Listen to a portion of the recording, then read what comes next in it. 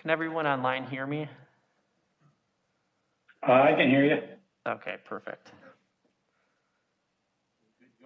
I think we're all ready.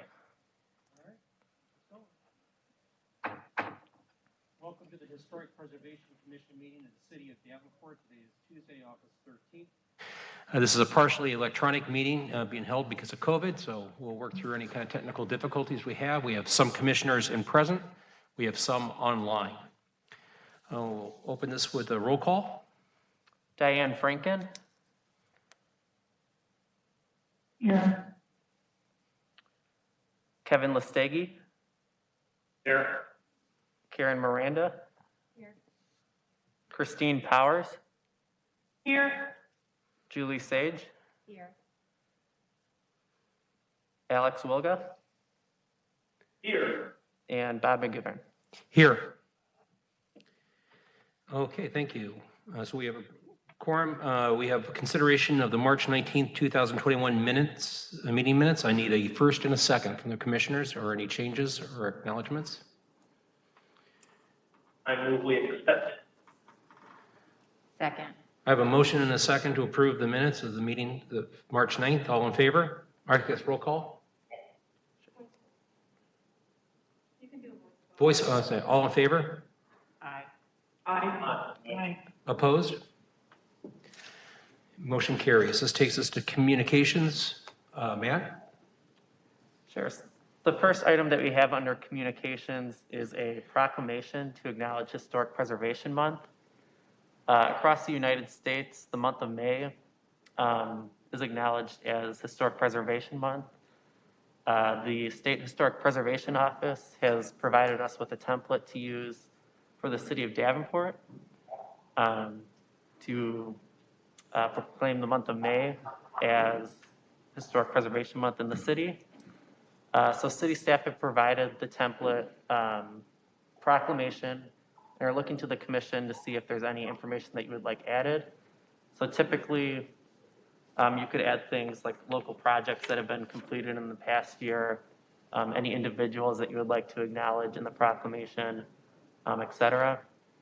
And then staff is also wondering if a commissioner would like to be present at the May 12th city council meeting to be there to accept the proclamation with the mayor. All right. From the commission, let's take this one at a time. Is there anything from the commission that they would like added to the proclamation?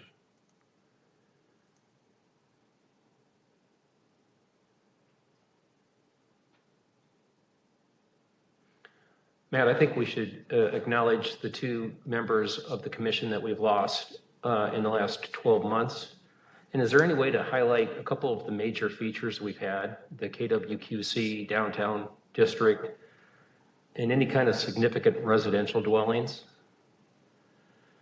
Of course, we could include A couple to highlight. yeah, several whereas statements that would incorporate those properties and important people in the city that have served this commission. Is there anything else from the commission to add to this proclamation?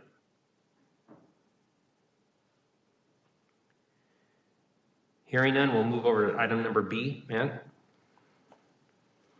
Sure. Item number B is a informational item. So in 2020, the Historic Preservation Commission passed a resolution encouraging the consideration of desirability of preserving historic character when considering changes to Davenport's local landmark parks. So this was a resolution that was made in alignment with the Parks Commission. So this is more of an informational item, just updating the commission that the Parks Advisory Board has accepted the resolution. And we'll work with the commission moving forward when any improvements are made to a historic park. Okay. Is there any questions from the commission? Hearing none, this takes us to old business, and I have no old business on the agenda, so this will take us to new business. Case number C0A21-03, a brick remold, tuck pointing and caulking at 532 West 6th Street. The Herschel H.A. and H.O. Seifert House is located in the Hamburg Local Landmark Historic District. Harold Justel, petitioner, Ward 3. Is staff? Sure, so just some background information. This home is a locally listed historic structure built around the year 1890.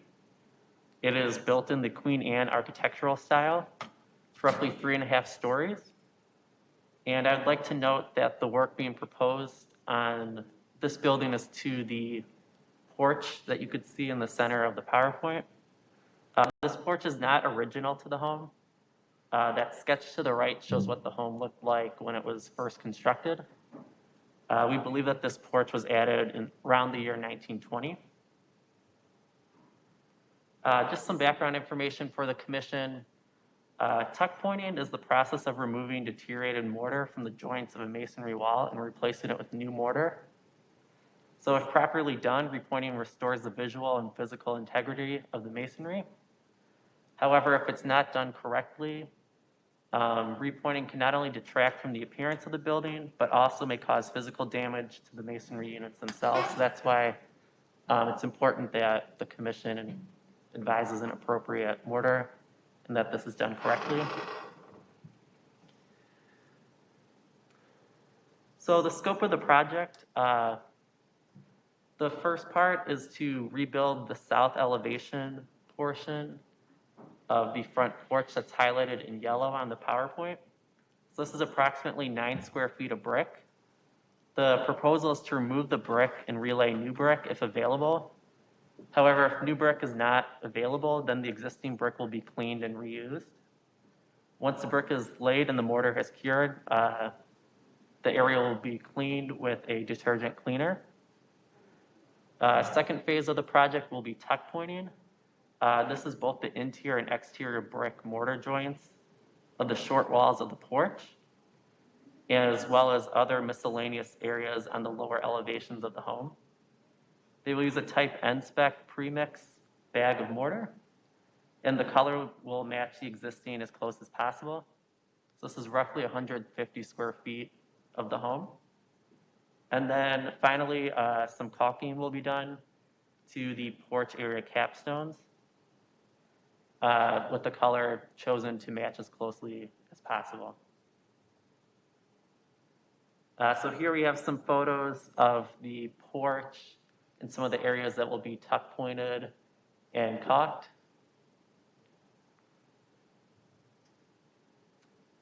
And then in these images, it highlights the section of the porch that is proposed to be rebuilt, as well as you can see some of the areas that need tuck pointing in that photo on the right. So staff is recommending approval of the certificate of appropriateness to rebuild, tuck, and caulk the brick at 532 West 6th Street, subject to the following condition. That's that the existing brick on the south elevation be preserved, cleaned, and reused. If the brick on the south elevation wall is to be demolished and replaced with new brick, then sample brick shall be reviewed and approved by the Historic Preservation Commission. So staff reviewed this for conformance with the city code and found that the project met the following standards. Every reasonable effort shall be made to make the minimum number of changes necessary to maintain a designated property in a good state of repair. Deteriorated architectural features should, where possible, be repaired rather than replaced. Where the severity of deterioration requires replacement, the new feature shall match the old in design, color, texture, and other visual qualities. And finally, activities that cause deterioration of the structure shall be discouraged. In those cases where the damage would be irreversible, such as sandblasting and wet blasting, the activities shall be prohibited. If cleaning is to be done, the gentlest means possible shall be encouraged. So that's in there because they're using a detergent cleaner to clean bricks that are being replaced. Thank you. Are there any questions from commission?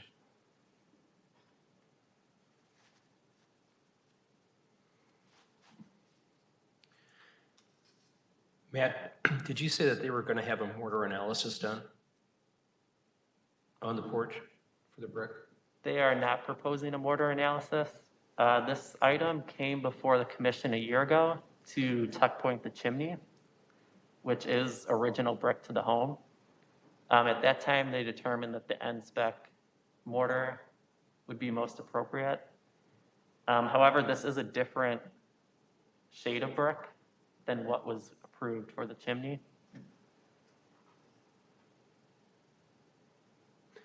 I guess my only concern or question I have is if we're not going to use the same, if we're not going to have a mortar analysis, which is not really a significant request, it's more of a matchup, and the mortars are different.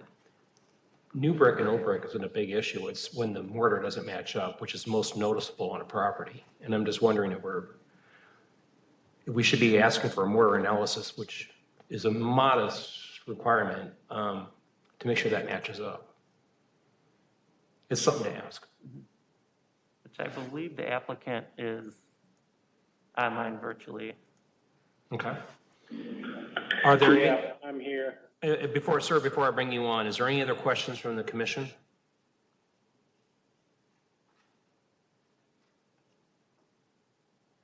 Okay, the petitioner may speak. The contractor we have doing the work also did the chimney work last year, and he has found over the years when he's done the tuck pointing and that to properties that the analysis pretty much comes in pretty close to the end spec, and that's why he's recommending that. And I know last year one of your commissioners on the board had used this same contractor to do some brickwork on a property he owned down, I believe, maybe around 2nd and Western or 3rd and Western, somewhere in that area.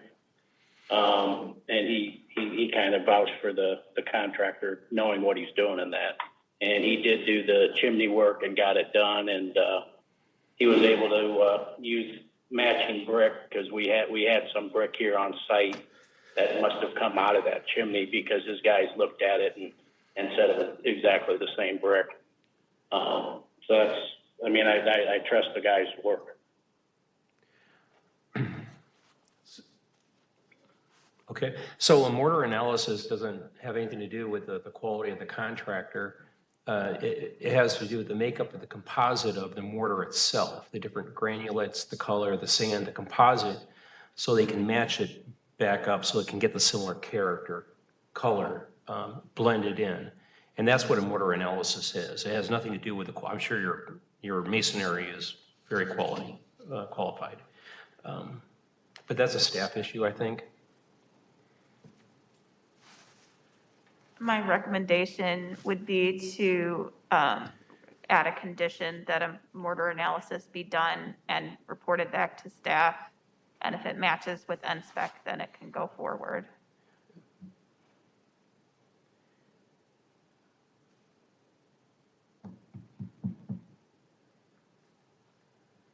Okay. Because we're looking at a mortar analysis, my experience is like $150, $200. I mean, in terms of having a sample done. Yeah. Okay, I can't make an motion, so this is going to be a commission responsibility. If they want to do it, great. If not, no big deal. So moved. Motion to have a mortar analysis and report back. I'll second it. There's a motion and a second to require a mortar analysis so staff can review as a condition of this. Are there any other comments from the commission? Can I have a clarification from staff? If the mortar analysis meets with the NSPEC, would they still be able to go through, or is only if it's different from the NSPEC would it need to come back to? I would think that's a staff determination and Okay. on the technical side. Okay, so the motion would be provide the mortar analysis, and then as long as staff is comfortable with the mortar, then it can go forward. Yes, ma'am. Okay. Is that okay with the commission? Does the petitioner have any questions? I know you're online, sir. No, I do not have any questions. Okay, I disagree, but that's okay. all right. Is there, I got a motion and a second on the table. A roll call? Roll call? Franken, Yes. Listagi, Yes. Miranda, Yes. Powers, Yes. Sage, Yes. Wilga, Yes.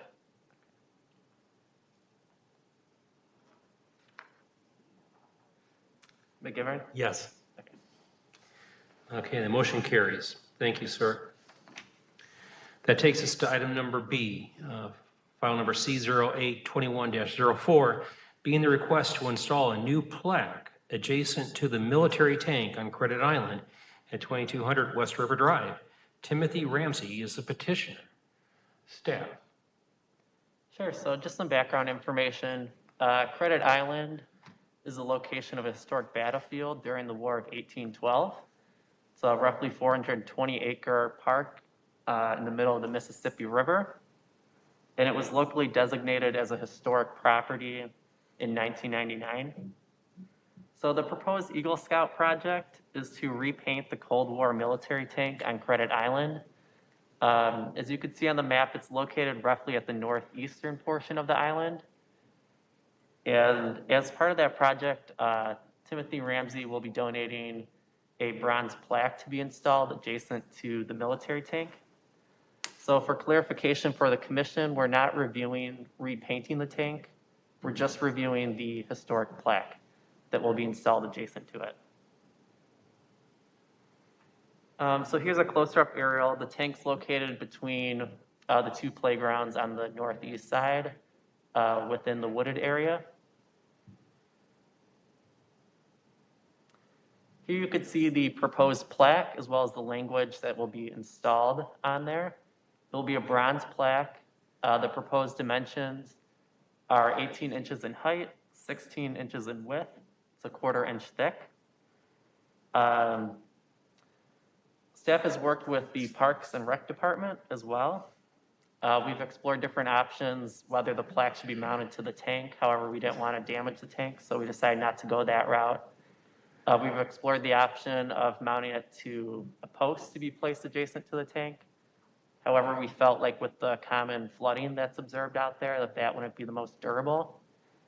And then the Parks Department recommended mounting the plaque to a boulder to be placed adjacent to the tank. We found that this would fit the decor of Credit Island, as well as being the most adaptable to any flooding that might occur there. So here's an example of how it will potentially look like. So this is the War of 1812 memorial that's out on Credit Island. This boulder is far larger. This is about 4 feet by 6 feet in dimension. So the proposed plaque and boulder will be much smaller and will be placed adjacent to the tank at Parks' discretion. So staff is recommending approval of the certificate of appropriateness for the plaque and boulder emplacement and language, with the findings that the proposal achieves consistency with the Davenport City Code, which reads, new additions and related new constructions shall not be discouraged when such improvements do not destroy the historic material and such design is compatible with the size, massing, scale, color, materials, and character of the property. And for discussion, I'll just go back to this image. Okay. I see we have the petitioners here this afternoon. Would you like to stand and explain to the commission what you're doing? And I think we know why. So for my Eagle project, I am painting a tank, and by the parks, I've been asked to put up a plaque for historical reasons, and that would be probably just it. Okay. Commissioner members, do you have any questions?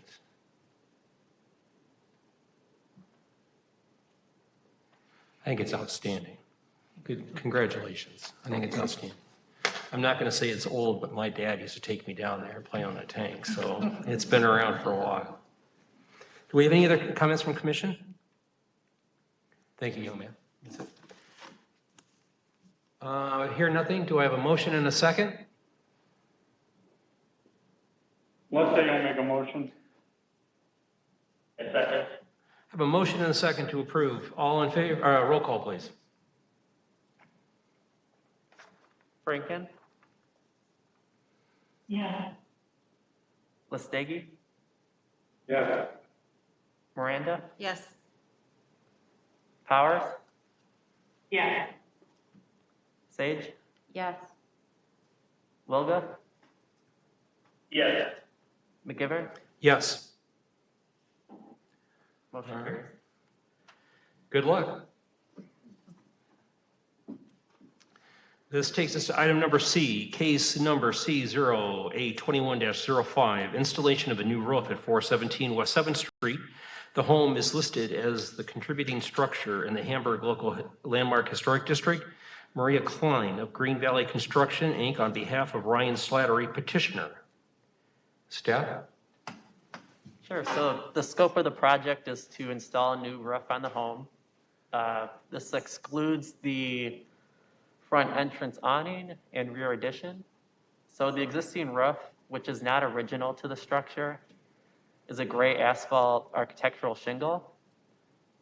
And then the proposed roof is a Owens Corning Duration Colonial Slate architectural asphalt shingle. So the new roof will be a very similar, if not the same material. However, the color will just be slightly altered from a lighter gray to a different shade of gray that's in the same color family, but with a little bit more variation in the color scheme.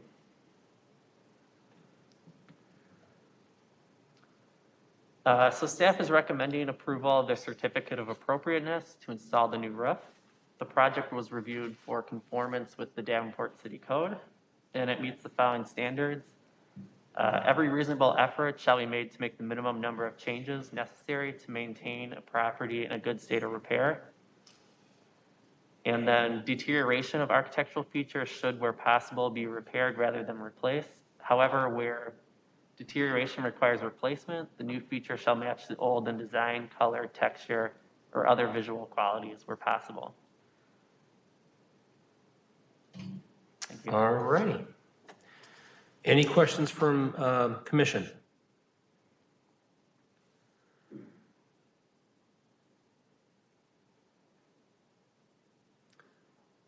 Do I have a motion? I move to accept the certificate of appropriateness. To approve it. I have a motion and a second. Karen? Roll call, please. Franken? Listegi? Yes. Miranda? Yes. Powers? Yes. Sage? Yes. Wilga? Yes. McGivern? Yes. Motion carries. Okay, that will take us to other business. I understand we have no other business. Not at this time. And this also then takes us to open forum for public comment. I know we have a work session later, but is there anyone from the public that would like to address the commission? Seeing no one, this takes us to time for a motion and a second to adjourn. Do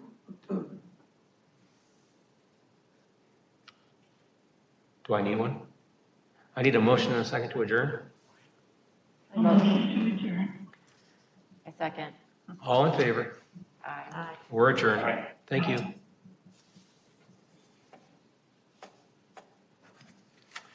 All right, now we got a work session.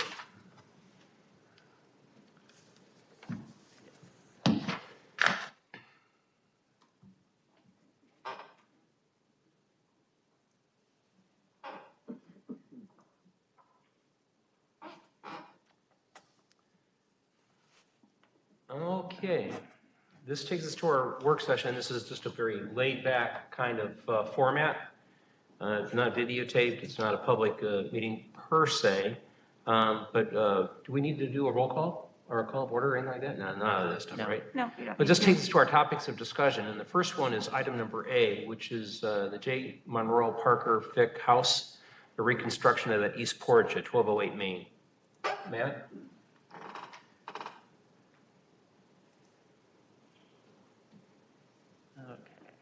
Okay.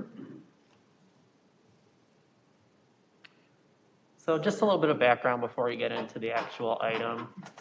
The J. Monroe Parker Fick House is a locally designated historic landmark located in the College Square Historic District. It's constructed in 1881, which is the architectural style is the Second Empire. It's one of two styles in the state of Iowa that have been deemed the most historically significant, the other one being in Des Moines. So the proposal before us today to get feedback from the commission is to reconstruct the east porch on the home. And then we also will be discussing items such as tuck pointing on the building and potentially window replacement. The applicant's here this evening too to ask questions and just get as much feedback on the project. So on the slide before us, we have the historic photos that were done with the survey.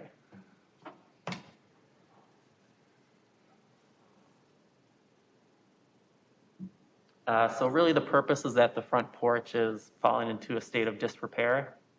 So the scope of work is to demo all existing porch structures except for the roof and iron lattice around the base of the porch.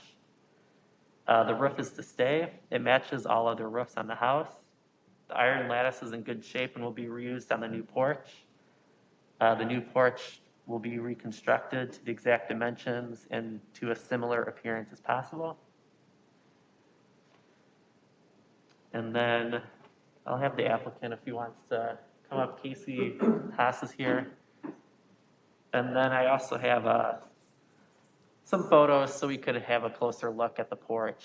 You can kind of just walk us through areas that you want feedback on Yeah, thank you. and what you're doing. I'm Casey. I'm a contractor, and I'm kind of here on behalf of the owners. The house is owned by alumni of the fraternity. It's a Palmer fraternity house. And of course, they live all over the country. Nobody's within 500 miles. So here I am to talk about what they would like to do with the house. And I guess we'll start with the porch, because that's really the only thing that involves me right now. They want to, as Matt said, reconstruct pretty much the entire thing. Someone has done some work on that porch within the past, I'd say 10 years. And it was, not that the commission cares, but apparently they had someone who didn't graduate from Palmer, but was still a member of the house, was running projects there. Right. Under the radar, and there was embezzlement going on. There was a court case. Long story short, the front porch is a piece of garbage that, I won't say it's unsafe, but it's getting to the point. It's pretty close. So the stairs need replaced, the concrete. I don't even know footing structure, what's under that to begin with. So the proposal is pretty much a brand new reconstruct, but they wanted to save the roof because it matches other porch roofs around the house. There are, I think, 2 other porches there. So yeah, in a perfect world, they wanted to use, as far as the products, a low maintenance, like a composite deck board, keeping that as close. There, I don't have any pictures of the very original porch. As I said, this has been remodeled and it's like covered with carpet right now. So I really don't have a whole lot to go off of, but yeah, they want to build it back as it is, but just new, with new steps, these new columns. Apparently these aren't even the original columns. The owners tell me these have been replaced in the past, 10, 20 years. Although they look much older to me. Casey, can you come back to the microphone so people can hear? Yeah. Sure. I suppose you guys probably can't see me walk around. Yeah. So questions I would have, and I'm sure you guys have tons for me, but, railings, do you want to see a similar railing? I know with code, I can't build it like that. I can get close, but the arches would have to be much smaller and it would have to be much taller. And would you allow composite deck boards? Like their goal is to make it as low maintenance as possible. And that dental molding at the top that goes around the roof, that is totally fallen apart, cracked on the corners. And I don't think it's salvageable to be reused. So I'm proposing to use like a 5-pound product. It's like a foam that they mold. They're individual pieces that you screw up to make it look like dental molding. But yeah, I don't know where you want to start. There's a lot to talk about. These images too, I just brought up, kind of show what the steps up to the porch look like. Sure. The ceiling of the porch, and then, is that the ironwork at the base of, underneath the porch? That's the lattice on the far Okay. right, yes. Okay. And I don't know if that's original or not, but it's in good shape and Okay, so that can be reused? I would, yes, I certainly would. And the picture on the far left is the steps going up, they're falling apart. And yeah, you could see that beam is just not even, you can't even do that. They put spacers in between the microlam, and that's, you can't. Yeah.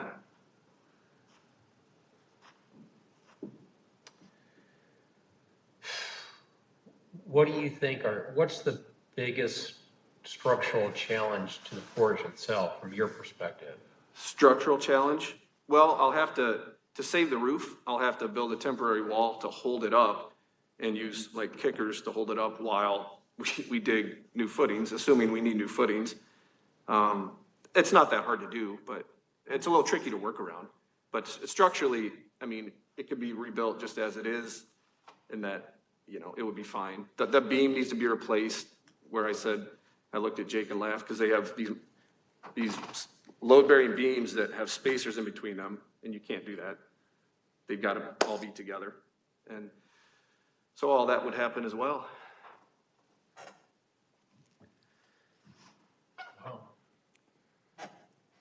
And of course, we haven't drawn up plans yet because wanted to get advice from the commission on what to draw. Yeah, this is how we're going to start out 2021. Right? Okay. Yeah. Do they allow composite? I was going to ask, because when he says low maintenance, that doesn't mean cheaper, right? And so, and this is the one weakness I have on the preservation side, historic side, and about materials. And I think we all struggle. We've talked about this a little bit, but now I know Public Works Building Code already have some historic exclusions on railings and banisters to keep. Okay. We can skip over some of that to keep the character. Okay. But what about, how does this work with materials? As far as building codes go, Yeah.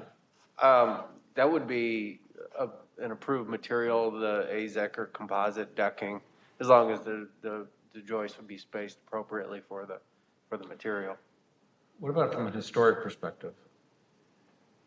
Well, typically, historic perspective, you want to match as closely as you can the material. I think obviously there's some room for leniency if you're redoing the floor versus redoing the columns or the railing, which have more of that architectural character to it. Do you know what the railing's made out of? It's treated on the inside, so it can't be that old. And then the outside's just a painted pine, I think, that they just kind of cobbled together. I would guess the railing's 30 years old-ish. Yeah, it's not original. Now, the piers, see the columns by the stairs, see how they sit on those piers? Those are made out of like a waterproof MDF kind of thing. So it's like plywood kind of, but they never wrapped it or painted it, whoever did that. And I guess a big question I have is, do you want to see columns going from the floor, from the actual deck, all the way to the beam? Or do you want to see this, where they sit on these frame piers? Because both are possible. I think they would prefer to keep it like it is now, but if it would be required the other way, they could do it. I think minimally from our code standpoint, it would need to match what's currently there. It would be, if we wanted to take it a step further and look at the original one to see if you're saying it's doable either way, I think taking a look and seeing what was in some of the historic photos might be an option. I don't think that it's a problem to have it restored to look as current. But so you're saying the columns aren't original either? The owners don't think so, but they aren't certain. Yeah. Do you know what the columns are on the other side of the home, where there's other porches? I think those are a wood column, probably 30 or 40 years old, more like a 4x4, but wrapped with 1x material. Okay. But yeah, they're not like this. Okay. No.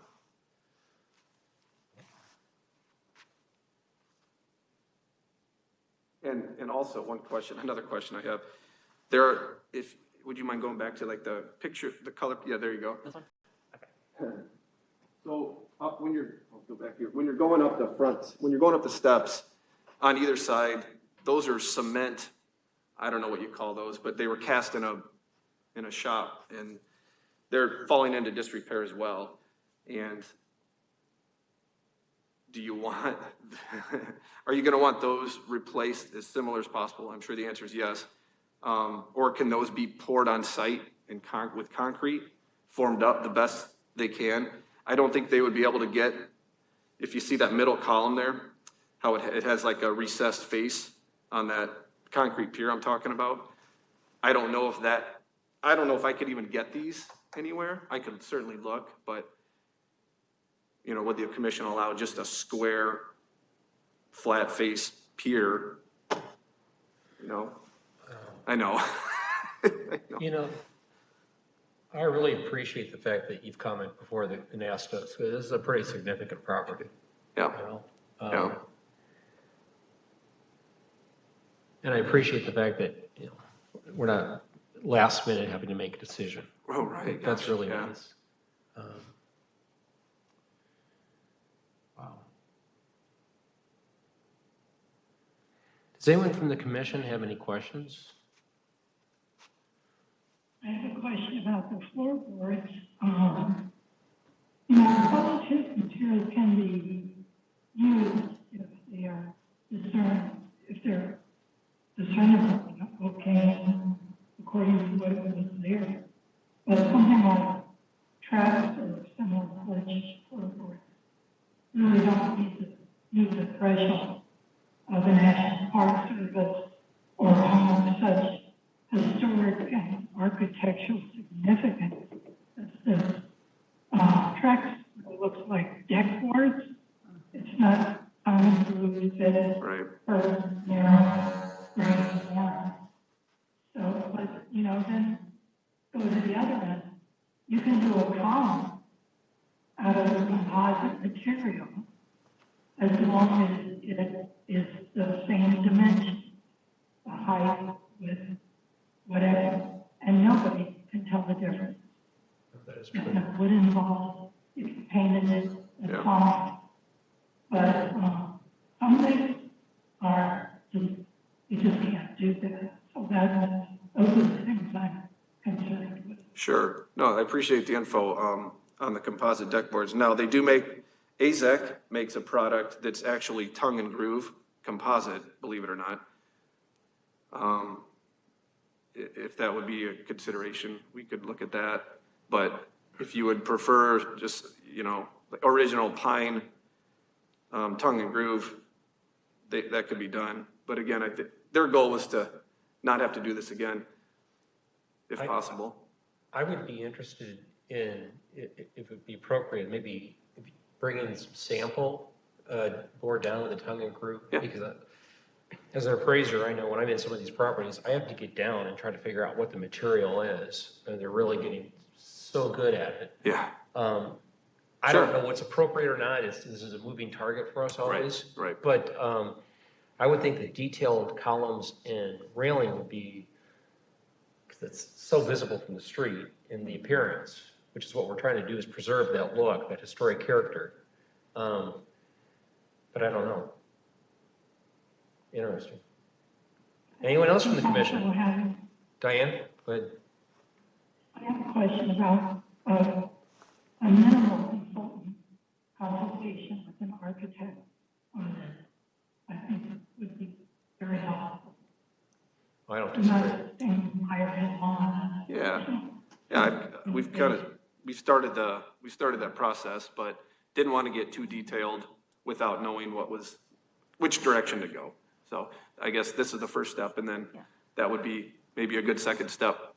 Just so you know, I'm not sure if the fraternity is eligible, but there's his state historic tax credits available as well. And they would have to meet the Secretary of Interior standards as part of that process. Sure. So that's something to keep into consideration, and it would probably put our minds slightly more at ease with the project, knowing that that process was taking place. And then what Chairman McGivern was saying regarding the columns, if you can make moldings of some of the detailed features. So yeah, we just need to make sure that we don't lose any of the overall details and scale of what you're seeing there. Sure. I do believe the recommendation one of the commissioners gave you about having a consultant on this project is probably a really good idea. Because what I think what that consultant would help you do is be able to work with city staff, help you identify, what are the really major important factors, and what are the ones that we can try to work around. That consultant brings a great deal of expertise. On mine, I've always done that because it can get overwhelming. Yeah. Okay. And they can help you with, I know that there's some other projects other than the porch that are being talked about. And so the overall scope of it, I think, would probably merit some good discussion. I mean, you heard our general conversation related to tuck pointing and the need to match the mortar, because if you use the wrong kind of mortar, it can severely damage the brick and make it crumble. Well, and that's already, the face on on the side of, south side facing Davenport Central is needing to be replaced. So, Yeah. Okay. Yeah. I think the best suggestion is maybe a consultant, which is not a financially significant burden by any means. And to create a good working group collaboration with the city, because this is a significant property, a very significant property, and bigger than one work session, right? Wow. Anyone else from the commission? I also would say that using a consultant would help speed up the process too. Oh, big time. Big time. Are you talking to, just so I'm clear, are you just an architect or a consultant on a different level? Someone with experience in historic buildings.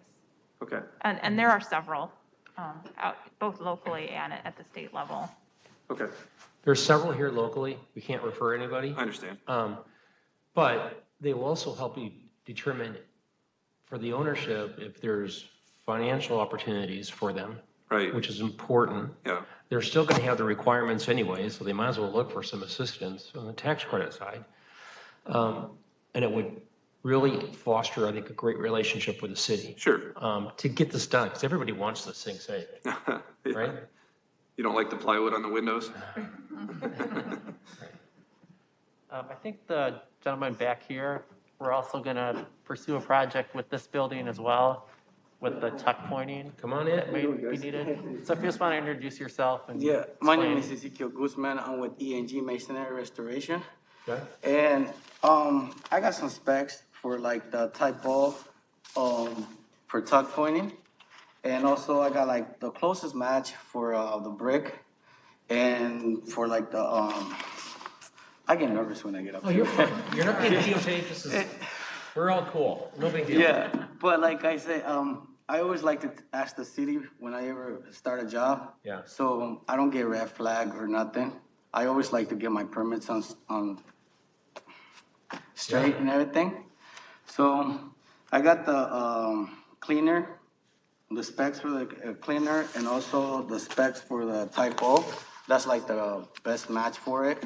But if you guys want me to change a different mortar to tuck point it, I would be more than welcome to do that. What were you kind of thinking, when were you gonna start this project? Well, as soon as I can, I want to start grinding and tuck pointing. Okay. But I want to get the permit and then come, but. Okay. Yeah, just so you are aware, like, so this is the work session, so they won't be able to formally approve anything right now. Okay. It would need to come back for the May meeting at the earliest. So that would be the second Tuesday in May, would be the earliest that the commission would be able to make a decision on the tuck pointing. I know that you had told Matt that it's a pretty significant job. So I don't know if you kind of want to discuss the scope of your work now, so that if there is any feedback before, you can address it in the meantime.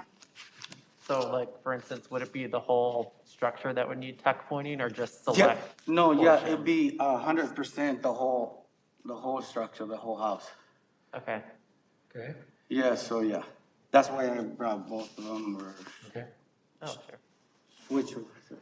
Yeah, so in that case, Yeah. you could provide the specs to city staff and we can distribute it to the commission and then bring it back at the May meeting Okay. with the recommendations as well. Okay. Is there any, and you said that you've already found some brick that Yeah, they're like. matches it closely? Yeah, there's like the closest ones, and I mean, it's probably like 1/4 a little bit bigger, but I have to like cut it down. So, but yeah. Is You there a want me- significant portion of the building that needs replacement brick? Or is it just kind of No, miscellaneous? it kind of need like 1,000 bricks, roughly, Okay. but sometimes it's not all of them. But yeah. Okay. All right. Staff, do you have any other questions? Do you have any other feedback on the tuck pointing piece of it? Does anyone from the commission have any questions or feedback or any more information about the brick and the mortar? Or anything you'd need to see in the application so he can pull that together other than the I specs? think he's for- going to need a mortar analysis, Yeah. right? Have you done a mortar analysis yet? No. Okay. Yeah. And I think, are we talking the entire four-side exterior? Or that's a significant amount. Yeah. Yeah, it's gonna be. Okay. All right. Anyone else from commission got any questions? So you said 1,000 bricks need replaced on the Yeah. building? I mean, that's a lot. I mean, I guess I would just want to make sure that they did. Is there a way to bring a sample in since you'll be back next Yeah, I May? And then can- maybe, I don't know if you have one that's loose, so we could compare to each other. And I don't know, even you guys probably know more than me about, what it's made out of and if that matters. But just for, image purposes, I mean, if you're going to put 1,000 bricks in there, I mean, that would be my only concern, that it really does. I would say that we need to know some information about the bricks that you're using to replace it, how old, if you have an idea of how old they are. Because often if you put newer, like more rigid bricks against older bricks, it also can, I'm sure you're aware of that. Yeah. And so just some kind of confirmation on what research you did, so your background and how you came to the conclusion you did would be helpful. And then close-up pictures of both of them together, and then as staff, we can meet you on site and go over some of that with you too. Okay. And you too, Casey, we can meet with you on site. Yes, then that would be great. I just take one out and replace it so you guys can see both of it and, And then I also will take one out of the old one and show it to you together, next to each other, and yeah. Okay. That will work. All right. Sorry about getting No, you're nervous, fine. This you is know? very laid back. This is This is the relaxed, Yeah. this is a good place to get all of your questions out and just kind of get to know the process, so you're Okay. fine. It allows us to ask dumb questions. No, Right? okay. All right, and you're good. So like, is it okay if I can go maybe tomorrow and replace one, and when can I make an appointment with you guys so you guys can check it out? Well, you can talk to staff when we're We'll done talk to you here. and Matt can call you in the morning Actually, I can give you my card. and he'll schedule a time to meet with you. Oh, perfect. Thank you. I do have a question for contractor A. And I'm sorry, your name? Casey. Casey. Thank you, Casey. Casey, sounds like we got quite a bit of work going on, and the ownership is trying to get a handle on this thing here. Does staff, do we have contact with ownership? Is there a spokesman or? I'm happy to get that for you. General partner? There's my contact, and he'd be happy to be your point of contact, if you would want that. Does staff have that contact?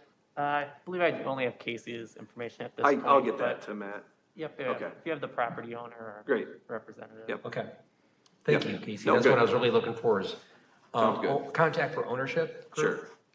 Yeah. Okay. Oh, may I ask one last question? Sure. Of the windows are on the docket to be replaced as well, which is a good thing. What's there, they look to me like they're original. And I gave them a quote to replace, before, they thought they could, they didn't think they were part of the Historical Society by requirement. They thought they had elected to join decades ago. And so in their mind, they thought they could remove themselves from this society. And it's kind of been a funny process. So 2 weeks ago, we found, no, they're in the district where you can't do that. So I gave them a quote for replacement vinyl windows, okay? And now I know that's probably not gonna fly. Right. So when it comes to windows, do they have to be wood when a property like this, or can they be, the closest I can get without being wood is a composite that's a step up from vinyl. And actually, they don't even make vinyl windows that are 8 feet tall. They're not strong enough. So it would be a composite window for those first floor anyway. So that was my main question. It's just basic window material requirements for a project like this. The preference is wood, if possible. If it's not possible for some reason, we'd need to know why. So I'd say explore the wood first. We did. Okay. It was a cost issue. It's no surprise. And that's why I think also the commissioner's suggestion and working with a historic preservation consultant might help with that. Okay. So that the way our code reads is where feasible with like materials, and so wood replaced with wood would be where we'd want to go. It's not to say that we wouldn't be open to exploring the composite, but we'd want to go through the thought process with the wood first. Okay, thank you. Unless anybody. Anyone else have any questions for Casey?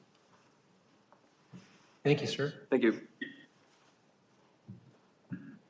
I guess the only thing I have for staff is, it sounds like this ownership group has got a lot of projects on a pretty significant property. And we probably need to get in front of them and. Agreed. Yeah, we This is a didn't big know thing. about the other ones until very recently. Yeah. And so thank you, Casey, for looping us in. So we will discuss further. This was a good thing. Good thing. All right. Well, there we go. Is there any other questions on this? Very interesting. I have a question about, what if people want to know what we can recommend to them? We can't recommend somebody, but we have a listing of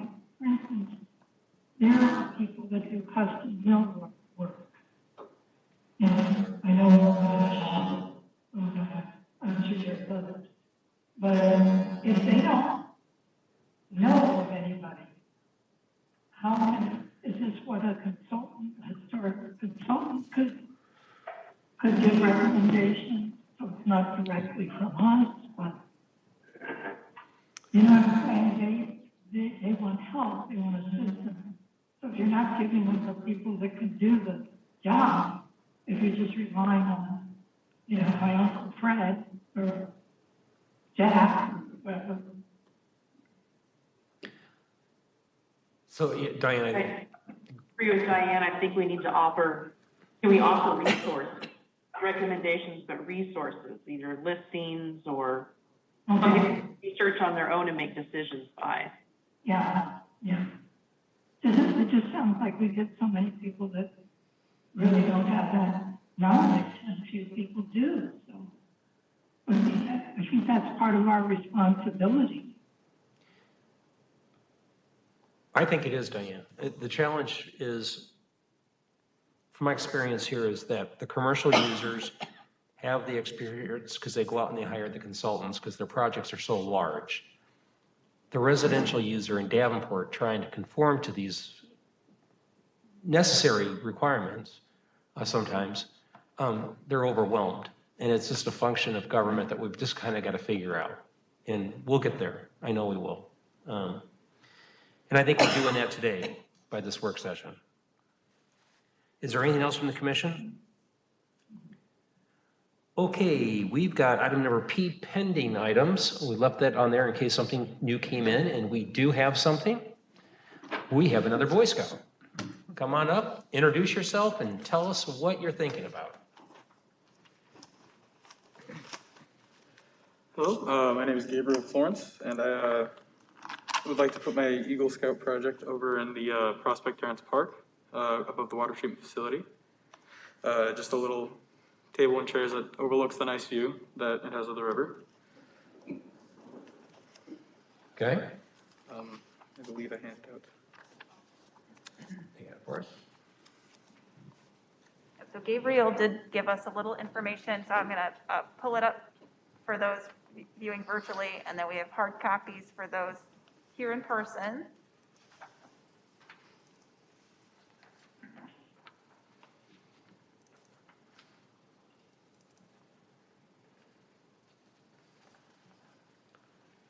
And then I'll pull up a map as well so that you can tell them where you're thinking. If I, hello.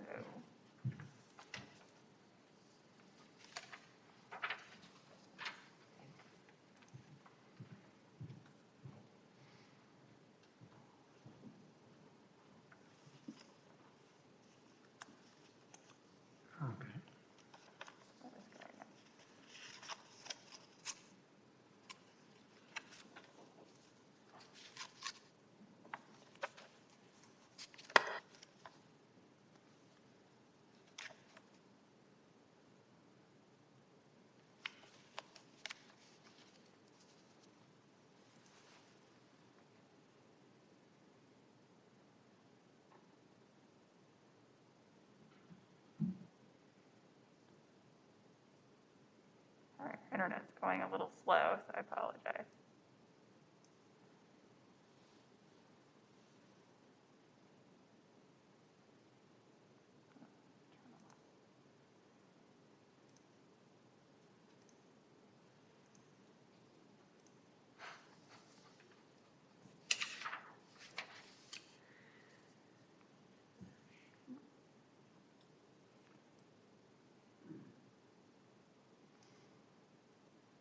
So, yeah, that little, it's the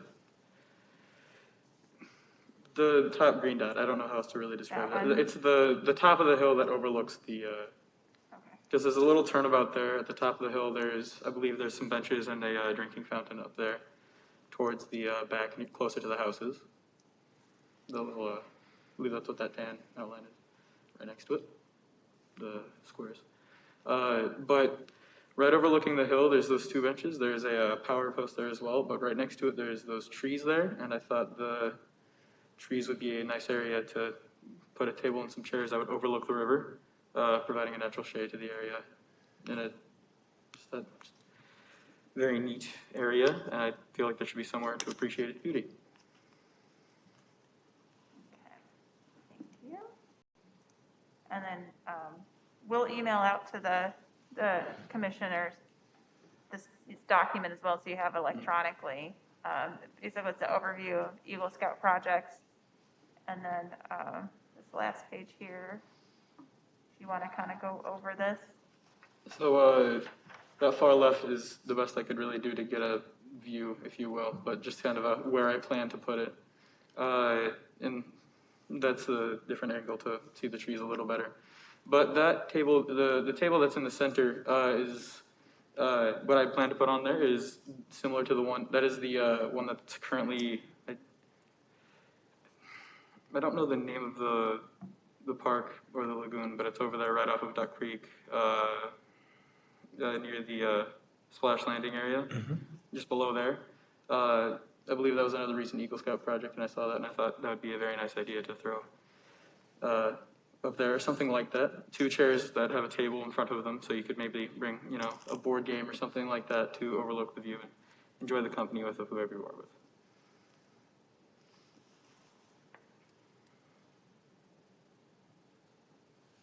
What kind of material? What kind of material for the table? I planned for the seats and such like that for either like a coated wood of some sort to weather the storm a little more, if you will. I figure I don't need to worry as much about waterproofing as the one next to the lagoon and such like that, because it's not as close to the water. I figure the table could be similar to that one, either metal or another wood one. That would be just a little better to fit in the area with the trees and such. I don't think a metal table with metal chairs would be quite fitting, I guess is the best way to say it. And then the way that it is shown right now, where they're kind of connected to the table and such like that, so probably just wood. I imagine there'd be a concrete base to make sure that it doesn't fall over or anything like that. As it's also on a hill for erosion that would eventually take place and such like that. I imagine a base to make sure it doesn't fall over would be very nice. That'd probably be concrete with either wooden or metal posts.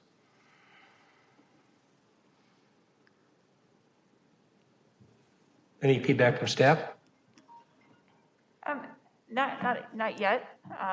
We need to kind of do a little bit of research on Prospect Terrace. So I don't have any feedback yet for you, Gabriel, but we will definitely work with you. Make sure you leave your contact information with us, and we'll circle back around and make sure we can recap everything that's here. I think wood is the preferred option for sure. I would say I'm a little hesitant about adding cement. I understand where you want to go to keep it stable, but I can understand not wanting to dig up there or anything like that. I would be worried about it causing additional erosion on top of it. So I think mulch, like leveling it and having mulch under it might be good. But we can get you some additional feedback too on it. I don't know if you commissioners, if you have anything related to this park that would help guide Gabriel on style. Gabriel, the only thing I would suggest to you is one, if you want to do it at the park, doing a little research about the park. 2, it might not be a bad idea, just from my own experience in the past, is knock on the doors of the neighbors around the park, when wearing your uniform, and tell them what you're going to do. And then work with the staff on materials that make it, something that would be consistent. I was on the city council a long time ago, and the one thing I always found out about Eagle Scout projects is they stay in the city long after the Eagle Scout leaves. And so we just want to make sure that they stand the test of time. Yeah. And that's the most important thing. And I know you want to do a good project, and that's what you want as well. So I think material and probably knocking on the doors of those neighbors. Because it always seems that they always find out what's wrong with it after the fact, right? And I think that's a good life lesson too. I did plan to go and ask around some of the neighborhood up there, because as far as I understand, it's the people up there that live there that made it the historical society it is. Yeah. So, Is there anyone else from the commission? Staff? I would suggest some talk with Chad Dawson about what's existing there, what the kind of benches that are in the park, and if they be conducive to this thing, or similar style, I guess. Yep, for those that aren't aware, that's our Park and Rec director. And Gabriel, you've been working with somebody in Park and Rec too, right? Sarah Tubbs, yeah. Sarah, Betsy Tubbs? Or Sarah? Sarah. Okay. Or it may be Betsy Tubbs. I have an email. Okay, I believe it's Sarah, Betsy. I apologize. okay, no problem. Very good, very good. Anything else from the commission? Well, thanks for trying to make Davenport better. Really appreciate it. Keep at it. Do we have any other pending issues? I don't think so. So, Well, we do have one that Matt's going to brief you on. We don't have any info yet, but okay.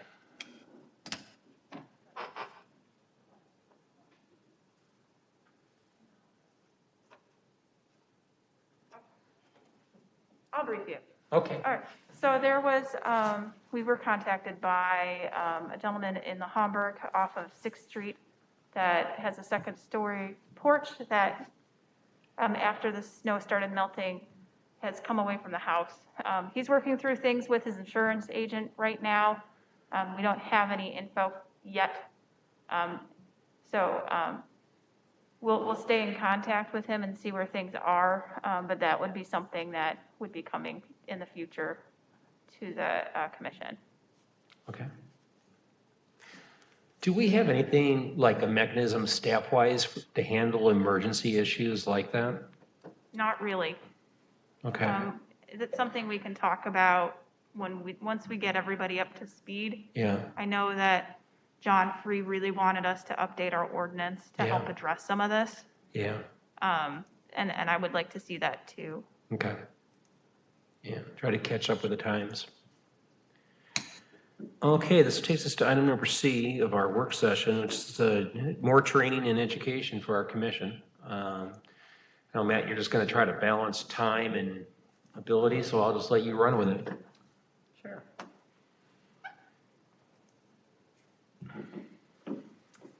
Okay. So just kind of building off of last month's meeting where we brainstormed some ideas for what we would like to see for education and training moving forward, seeing as how we have a lot of new commissioners present, and it doesn't hurt to brush up on some of the background and ordinances that guide this commission. So I just want to kind of highlight a few documents. And if you have any questions, feel free to interject. One moment.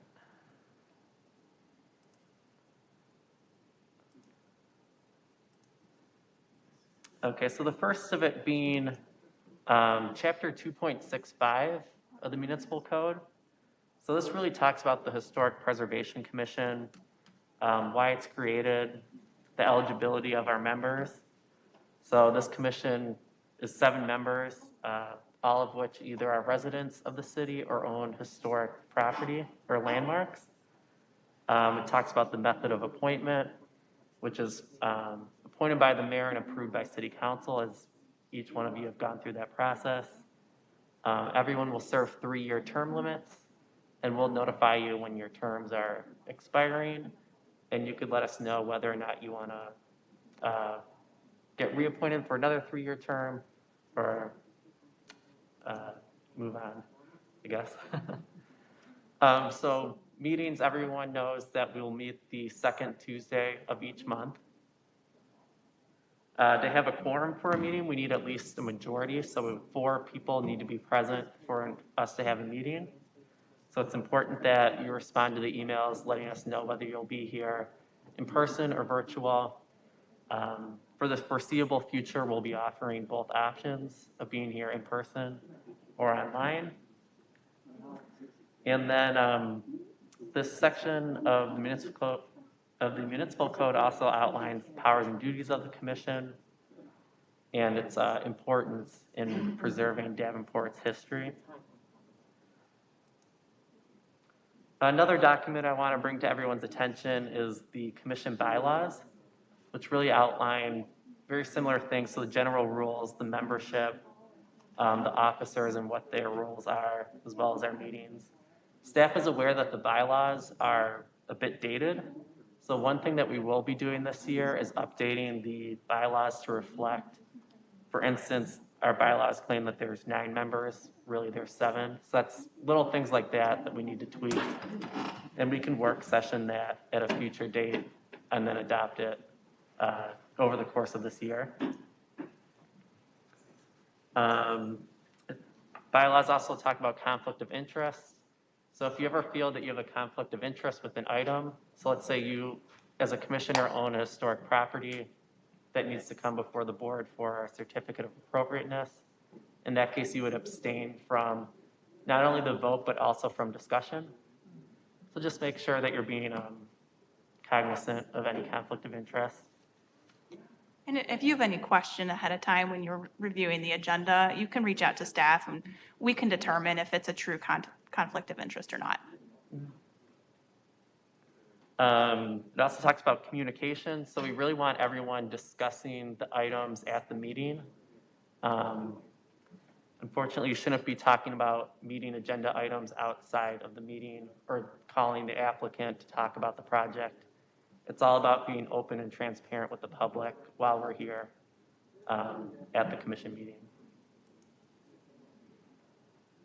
So real quick, while you're talking about that, what would you suggest to some the commissioners that if they get a phone call from a member of the public and they'll say, hey, you know, Bob, I know you're on the Historic Preservation Commission, and, you know, they throw the question or whatever.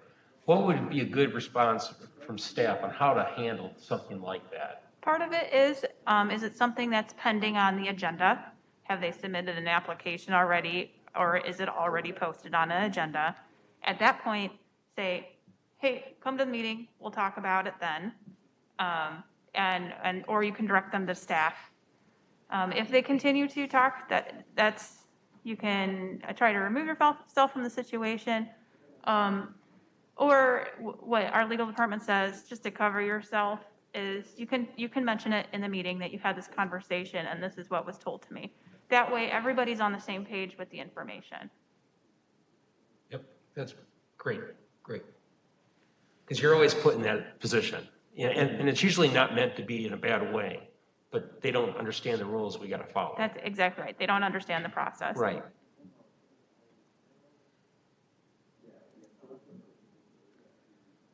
Okay, so this next document that we've included are basic procedures used to conduct business within the city.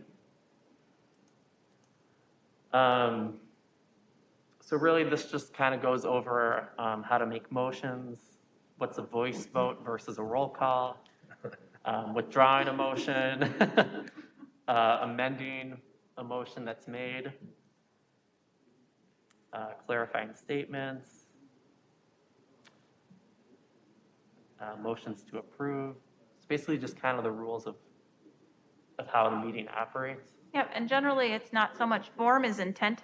So, and we'll ask for points of clarification, just to make sure we understand the intent of what you are trying to make a motion on, because the minutes will accurately reflect the decisions at the board meeting. So it's okay if you don't get it perfectly right, as long as in the end, we have what you are trying to accomplish with your motion. Okay. So if there is a motion and then you do the roll call, say, what if somebody says no? Like, does it always have to be 100%, or like what's the? So a motion just needs to pass by 50% of the total commission. Mm-hmm. So in instances, there's 7 people on the commission. So even if there were people absent, it would still need to have the 4 people vote yes on it. So it's okay to say no, and people have. And so if enough people say no, they can resubmit a project with different things in it.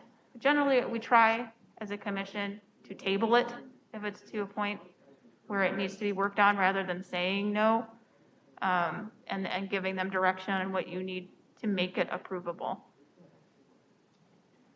But also be aware, and we'll go over a little more detail when we do the ordinance, there is a process for appeal on a Historic Preservation Commission decision.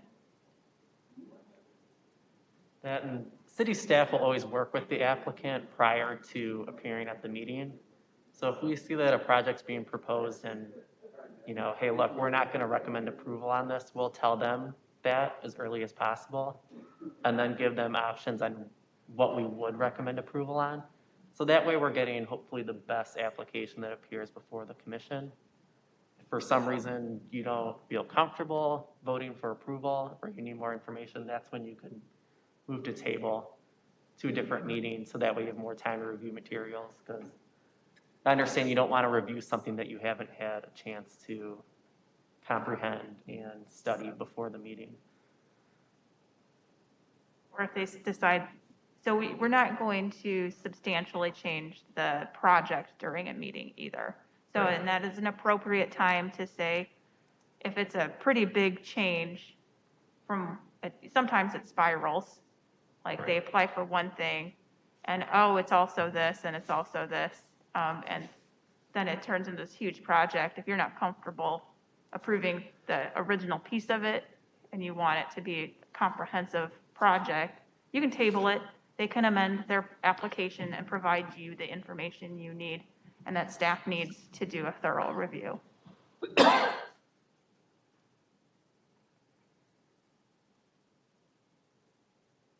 Which kind of leads us to our next document, which is placing conditions or amending items. So as I said before, staff works with the applicant to try to get the best application before the commission. There may be times that we have conditions. So we had one on the porch that was being tuck pointed, where we felt like portions of the project were good, but there was one area that we wanted to revisit. So that would be a condition. So as the board, you can choose to vote to approve with the staff condition, or if you feel that you don't like that condition or you want to change the condition, you have the power to make a motion to add conditions or remove conditions to an item. Kind of like what we did today with the mortar. Yep. Right? I mean, it was.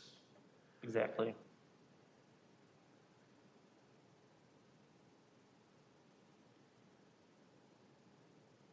Just for future reference, is that a typical? Well, I will tell you. I mean, I No, obviously, I'll tell I you. did watch Yep, a it's lot a great of meetings, question. but I It's a didn't great see question. anything and I just wasn't. So sure. a I never mortar heard that. analysis, I never knew this, but actually, when I was redoing my apartment building with Marion McGinnis was my, she's an alderman now, but she was my consultant to put this together. And I didn't even know what it was, but and the guy comes and he gets a little pickaxe and he takes a little bit of your mortar and he runs it through his little machine. And it tells you the composite of the sand, you know, the clay, whatever else that they use at the time from the river to make this mix, and that helps match it up. It's like $150 to $200. Right. Dummy here on one of my garages didn't do that once, and every time I drive by it and I see that white from a mile away, Yeah. and it's not a historic property, but in these districts where from the street where you want to preserve the image, it's kind of important. Right. Yeah. So there's 2 aspects to mortar. One is the visual component that Bob's getting at. The other is how rigid a mortar it will end up being. And generally speaking, for historic properties, the NSPEC seems to work, but you can't have it be too rigid because during weather events, it expands and contracts, and it can, historic brick is softer and it will crumble it. So it will actually, using the wrong mortar will be worse than just not tuck pointing at all. Yeah. I'll show you a part of a garage if you ever want to see it. It just was the bad way to do it. Sounds good. It just frustrates the hell out of me every time I drive by I it. believe you 100%, but yeah, no, I mean, I've never. Gosh, darn it. I know what tuck pointing is, but I've never. And it's a simple cure. I mean, it is really Well, that's so good. silly. Good to know. I have a lot Yeah. to learn, so. Yeah. Well, we always learn by our mistakes, right? Yeah, Yeah. right, right. Yeah. Okay, sorry, Matt. No, this is great. This next page really is just about unruly meetings and off-topic speakers. So really, speakers should be directing their questions to the board for feedback, and they should be talking relevant to the topic. So if a speaker were to talk about some unrelated matter, you could say point of order, please try to direct your comments towards this property and this item, should that arise. And try to keep it professional and talk about the material at hand and not personal comments or. We'll Yeah. operate with integrity, so no mudslinging of projects or people. It will never end well, so, yeah. Okay.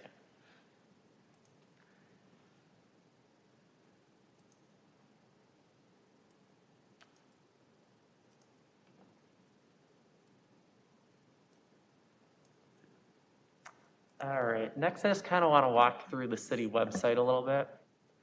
So this was brought up as an area for improvement, is really the resources online. So I just wanted to show everyone a few items. Everyone at home should be able to see my screen. So this is the homepage for the city of Davenport. So I'm going to go along the top to government, the drop-down boards and commissions. If you click on that, it'll bring you to a page of all the boards and commissions for the city. And then you scroll down to Historic Preservation Commission. And so this is where you'll see information on our meeting frequency. So second Tuesday at 5. Staff will pretty much probably send you the meeting agenda the Friday before. Location should be in this spot. We'll alert you if for some reason we're in a different location. Here we also have resources to watch meeting videos. So I know that we approve meeting minutes at the beginning of each meeting.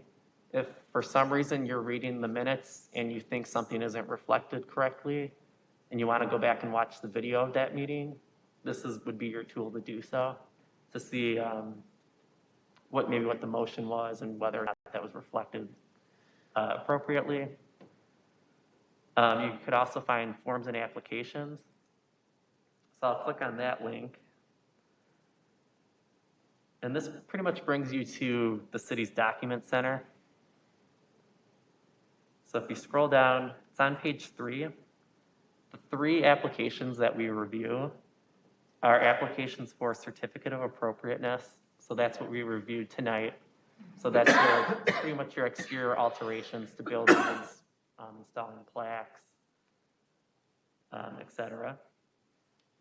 We also reviewed requests for demolition, so that permit's available here as well. And then finally, applications to nominate properties for local landmarks within the city. And so in the meeting packet for each item, we'll always include the application as the first attachment under that item, so you could see what the applicant submitted.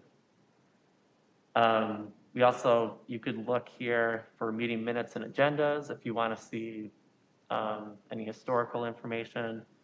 We also have our calendar and deadlines. And then this last link is a new addition that we just added last week. So this is a link to all of Davenport's historic properties and local landmarks. So this is the purview of Historic Preservation Commission.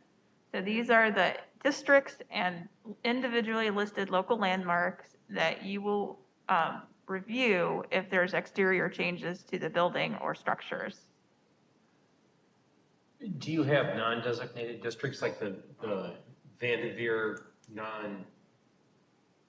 historic but not If it's not, national?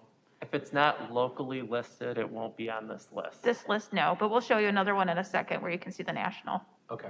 Yep, so our commission dates back to 1992. Could scroll through. Last property that was designated was in 2019. So it's a total of 59 structures and properties within the city. So again, that's under the boards and commissions tab. And in the future, one of our staff projects would be to add another link with all the national registered properties in the city. Or I get to a point where we'll have a standalone page. That's a significant staff time investment, and we are sensitive to the need, and we will plan for it. But we will have to work with across many departments to make that happen. Can I ask a question? Sure. Are you going to add the historic districts, the listing of the historic district? Is that? Yep, or is it sure, they are included on this list. For the local ones, and then we'll show you another resource in just a second. So for instance, number 41 on the screen is Mary Crest College Campus Historic District. So this is both districts and structures are on this list. And then, Is my Hamburg district listed there, just to pick one of them? Is it Hamburg district or any of the districts listed? yep, that was included on that list. The Hamburg Historic District. Okay, thank you. Yep. Okay, so another very useful tool. So I'll just navigate again from the city's homepage. If you go to Services at the top, Maps, Citymap. This opens up an interactive map of the city of Davenport. It's a very useful tool, even just outside of historic preservation, if you want to know the zoning of your property. It'll give you a rough idea where your lot lines are. So that brings you here. So if you go to the tab that says Planning and Zoning on the left, there's a layer called Historic Resources.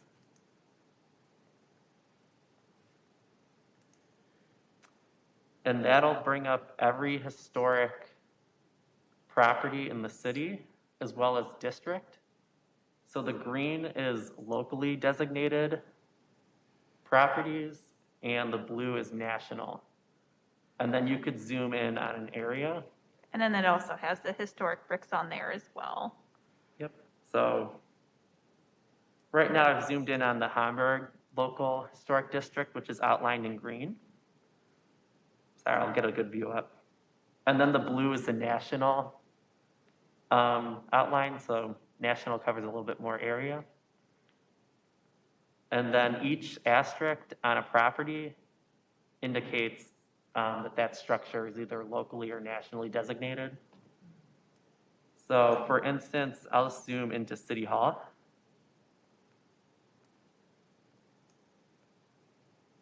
So City Hall is in the Davenport Commercial Historic District, which is a national district, and it's also both local and national. And you can click on the property and it'll tell you the address and who owns the property. Unfortunately, it won't bring you to like a site inventory sheet.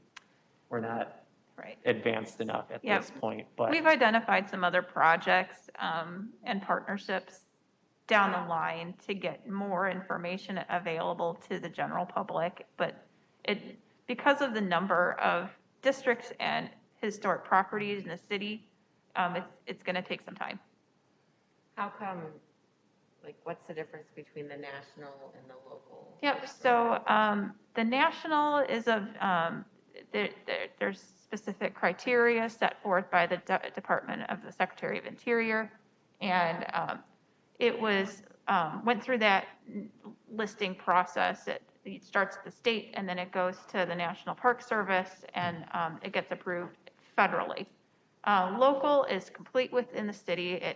We have within the ordinance our own set of criteria, which very closely matches the National Park Service's criteria.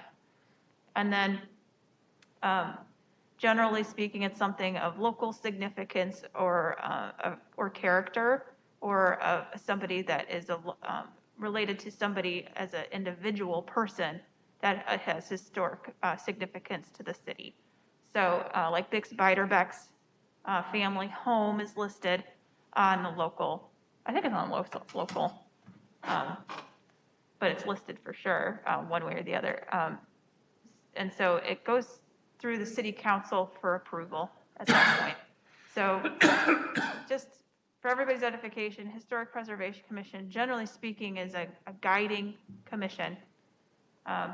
So when it comes to things like locally listing, it takes city council action. So you would be recommending to the city council on what they should do with that decision. And then they would also be who any kind of appeals on the commission's decisions would go to city council.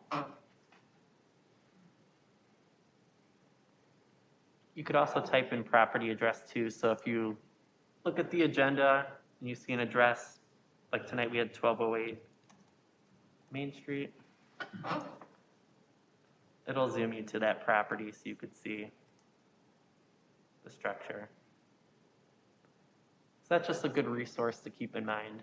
And just so everybody is aware, that you click on the parcel.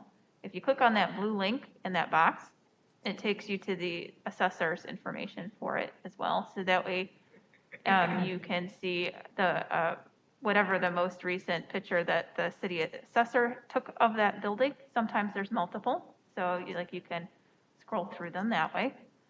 And it gives you some more information. Scroll down a little bit. Up a little. You have some summary of some of the details related to that structure. So if the city assessor knows some of the details in terms of materials, and that information's on there. We also lean heavily on our inventory sheets that we have for the listings. Yep, and this will tell you information like the year it was built, gross living area, number of rooms. So it'll give you some information about the structure as well. And if you do find data conflicting, we always go with the inventory sheet as more accurate information.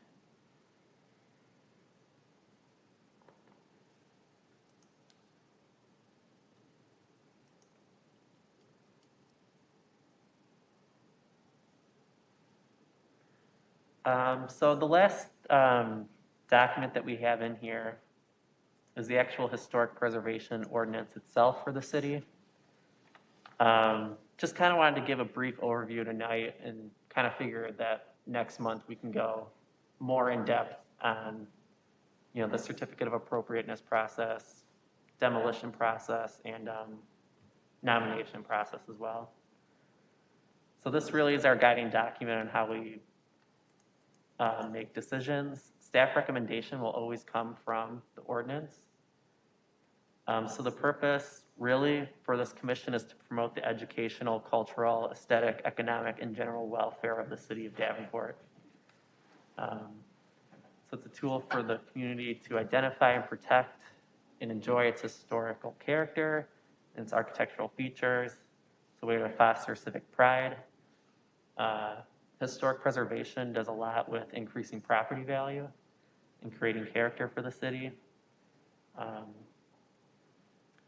It's really a tool to enhance the attractiveness of the area, to help potential home buyers, tourists, businesses.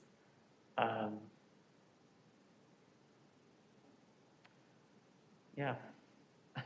Yep. So we could go more in depth to next month, or if there's any topic that. Yeah, I would commissioners really suggest wanna that you guys read through it, and then we'll have a more in-depth conversation. If you have questions specific to anything you're seeing in the ordinance in the meantime, just let me or Matt know, and we can make sure to fully address that area in a work session in May.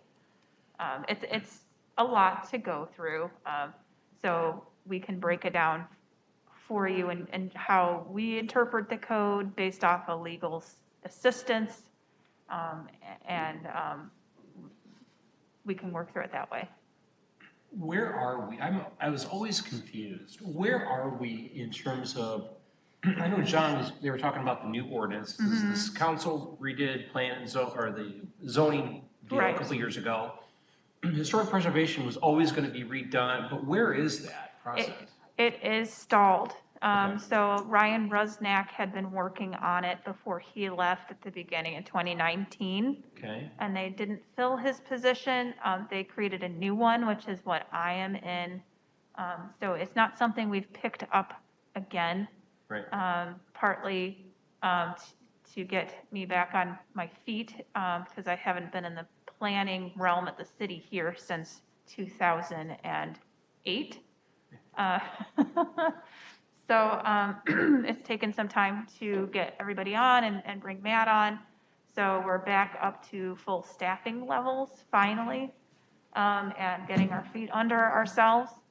And I think this is something that we can pick back up. I would have to do some research on what Ryan had created. I think there was some pushback from administration on that one, but I'm not 100% sure. Pushback on the ordinance doesn't need to be redone, or what No, I was- think everybody realizes the ordinance needs to be updated. So what are the structural challenges right now? Help me understand with the old ordinance now compared to modern day responsibilities and times. What's the structural challenge that requires the ordinance to be redone? So as we mentioned earlier, there's nothing related to emergency repairs or any kind of administrative level approvals. So that would be one thing that we would take a look at. And I think that was something that was being looked at when Ryan Rusnak was going through the ordinance. So that's number one. Number two is the review of demolition requests, and how that is structured. And I think some of it is just clarifying points in the code so that it's easier to interpret, not just from a staff level, but from an individual standpoint on what the expectations are on somebody that's trying to get a certificate of appropriateness. Okay. Because it's kind of we'll explain it next week. It's a roundabout way to determine whether you need one or not. Okay. Just curious. Yeah. It's kind of hard to. Right. And so the one change that happened is that I think the historic preservation code might have been part of the zoning code originally. I think that's what it was. And so when we redid our code in 2019, what I've been told, they pulled it into its own section. So it's its own separate chapter. And Matt, do you still have the city website pulled up? I'll show you where all the city codes are. Yeah, ordinances. Yeah, so everything in the city is accessible online. And so if you go, it's in the way, isn't it?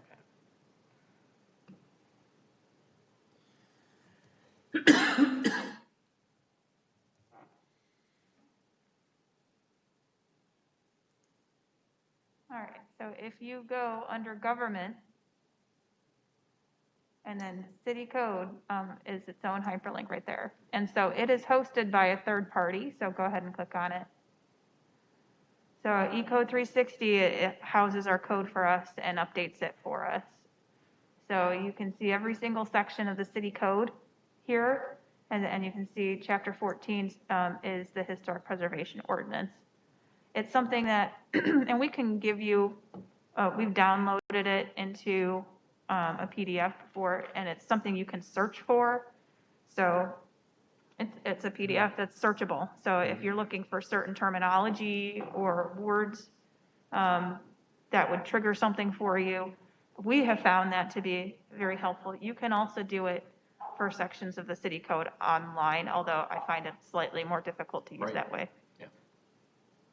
Is that linked over to the commission site? I would have to double check. I know it is from our department. So our department website links directly to the historic preservation code section. I guess it makes sense to me if there's anything related to historic preservation as a link, even though it might be somewhere else on the city website, be underneath historic preservation, just an idea. I think that when we get to a point that we have a standalone historic preservation page, that would be something we would do. IT is a little bit concerned with the level of information we're starting to put under the board. And so we're trying to accommodate people's concerns, but what we need to do is actually formulate a full game plan and start working towards something more robust that makes sense from an IT standpoint and webpage. But great idea, thank you.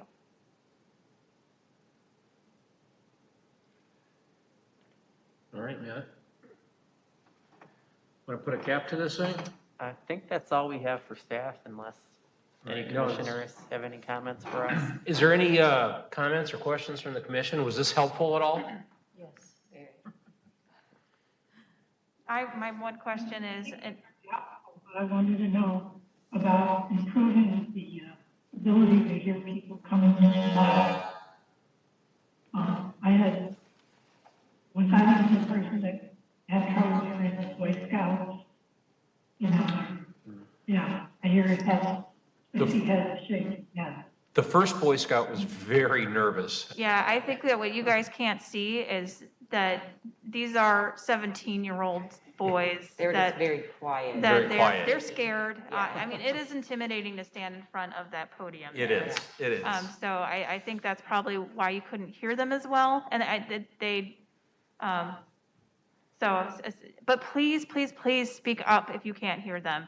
Because it doesn't serve anybody on the commission well if you can't hear what's being said.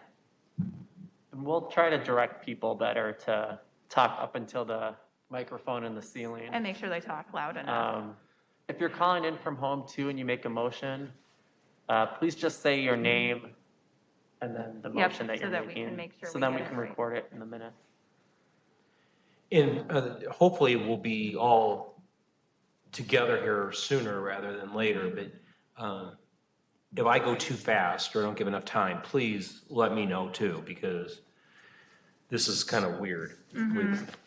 Yeah, and just so everybody's aware that there is up to 20 people allowed. That actually doesn't even include the commissions itself. So it's members of the public.